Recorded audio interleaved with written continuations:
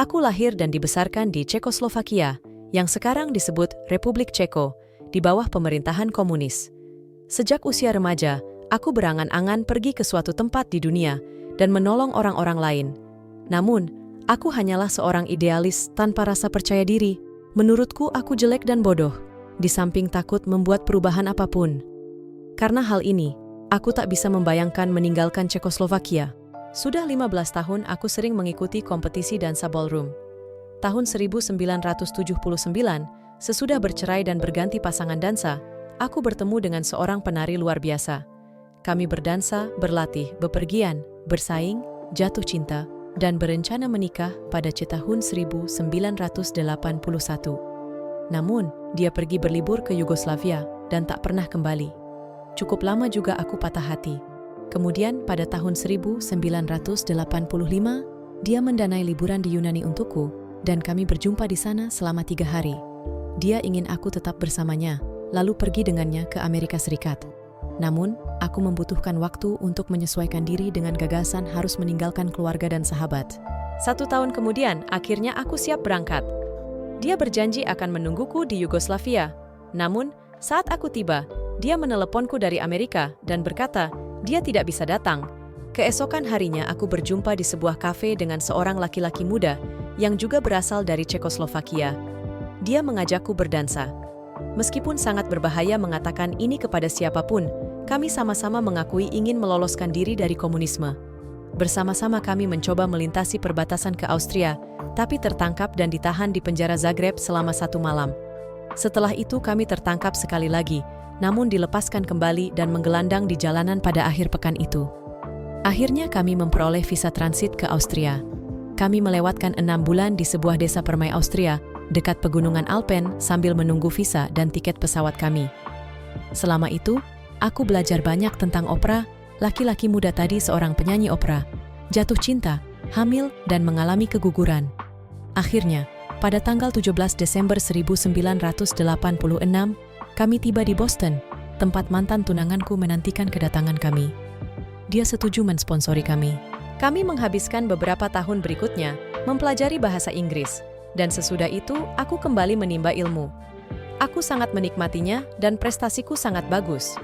Aku mengerjakan 2 dan ada kalanya 3 pekerjaan untuk membiayai hidup dan pendidikan. Aku meraih gelar tidak penuh di perguruan tinggi komunitas, kemudian menerima beasiswa sebagai sarjana di Wellesley College. Tempatku tinggal di asrama kampus selama 2,5 tahun sampai lulus pada tahun 1995. Aku sangat menyukai setiap mata kuliah yang kuambil di sana, diajar oleh profesor-profesor berdedikasi, dan berjalan menikmati kampus terindah setiap hari.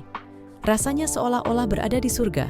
Ketika memikirkan hendak berbuat apa sesudah itu, aku teringat impianku untuk bepergian dan menolong orang lain. Ketika itu, aku tidak mempunyai pacar, jadi aku pun bergabung dengan Korps Perdamaian. Aku mendaftarkan diri pada tahun 1995, dan pada bulan Desember, aku menerima undangan untuk mengajar sains di Kamerun. Meskipun takut mengajar, aku memutuskan mencobanya. Aku tiba di Kamerun pada bulan Juni 1996. Sesudah menjalani pelatihan berat selama 3 bulan, aku ditempatkan di Tatum, sebuah desa kecil di Northwest Province. Tempatku mengajarkan biologi di SMP. Aku mendapati para guru menghukum murid secara fisik dengan memukul murid memakai tongkat atau memberikan tugas fisik berat kepada mereka.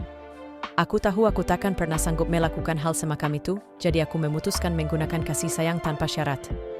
Dibutuhkan beberapa bulan yang cukup menyulitkan sebelum para murid menyadari betapa aku menyayangi dan memedulikan mereka. Sejak itu, segala sesuatunya berubah. Aku belum pernah mengalami begitu banyak kasih sayang tanpa syarat mengalir dari diriku kepada mereka, dan begitu pula sebaliknya. Sebelum ini, aku takkan pernah menyangka bahwa manusia bisa mengalami begitu banyak kasih sayang, karena di Cekoslovakia, tempatku sering ditinggal seorang diri. Aku tidak memperoleh kesempatan untuk memberikan atau menerima kasih sayang. Northwest Province merupakan bagian terindah di Kamerun, dengan gunung-gunung tinggi, air terjun permai, hutan-hutan, pertanian, dan sungai-sungai. Rasanya seperti berada di Taman Firdaus saja. Aku menikmati setiap saat sementara mempersiapkan diri setiap hari untuk mengajar. Karena kami tidak memiliki laboratorium sains ataupun peralatannya, Aku mengajak para murid mengikuti karya wisata dan mereka sangat menyukainya. Setelah mendengar bahwa mereka juga suka sekali menari, aku mengajarkan beberapa tarian ballroom. Aku juga memprakarsai Joy and Success Club sesudah menyadari bahwa banyak murid ingin berbagi kepercayaan spiritual yang sangat mereka yakini. Klub ini tetap berjalan sampai hari ini, serta menjadi contoh bagi sekolah-sekolah dan universitas lain di Kamerun. Impian semasa remajaku telah menjadi kenyataan dan merupakan perjalanan yang tidak mudah. Dari kisah penuh arti ini, kita belajar bahwa impian dapat menjadi kenyataan meskipun perjalanan penuh liku. Dengan keberanian dan kerja keras, kita dapat membuat perubahan positif dalam dunia. Ayo bersama-sama meraih impian kita dan memberikan dampak positif bagi orang lain. Jangan lupa untuk like, bagikan, dan subscribe untuk kisah inspiratif lainnya. Mari kita bersama-sama menjadikan dunia ini tempat yang lebih baik. Terima kasih telah menonton.